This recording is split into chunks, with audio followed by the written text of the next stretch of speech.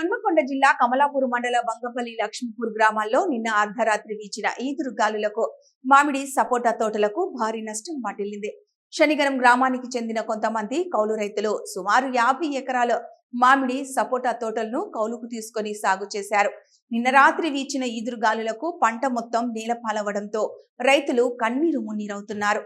అప్పులు తీసుకొచ్చి పెట్టుబడి పెడితే ఇలా కాయలు నీలరాలిపోవడం తమని తీవ్రంగా కలిచివేసిందన్నారు.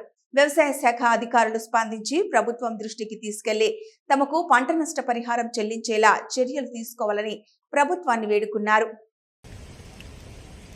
నా పేరు బండి కుమారస్వామి. మా గ్రామం శనిగరం. లక్ష్మీపురం దొరవారి తోట లీజుకు తీసుకున్నాం. ఇది 25 ఎకరాల తోట. 5 లక్షల రూపాయలు కౌలుకు మాట్లాడుకున్నాం 6 నెలల క్రితం. ఒక 6 లక్షల రూపాయలు దీని మీద ఖర్చు పెట్టినాం. ఇంకొక 10-15 రోజులలో క్రాప్ మొత్తం చేతికి వచ్చేది. నైట్ వచ్చిన గాలివానకు మొత్తం ఒక 25-30 టన్నుల కాయ మొత్తం నేల రాలిపోయింది. మా ఆశలు మొత్తం దీని మీదనే ఉండే. ఆల్రెడీ మొత్తం తెల్లారేసరికి మొత్తం నేల రాలిపోయినాయి. దీని మీద గవర్నమెంట్ కానీ అధికారులు కానీ స్పందించి మాకు సరైన న్యాయం చేయాలని కోరుకుంటున్నాం. మా జీవనాధారం అయినటువంటి మామిడితోటే నమ్ముకొని బతుకుతున్నాం ఇప్పుడు 4-5 సంవత్సరాల నుంచి వెళ్ళి. అలాంటిది ఇప్పుడు మొత్తం మాకు ఏమీ లేదు, వాటి చేతులే మిగిలినాయి. కాయ మొత్తం నేల రాలిపోయింది.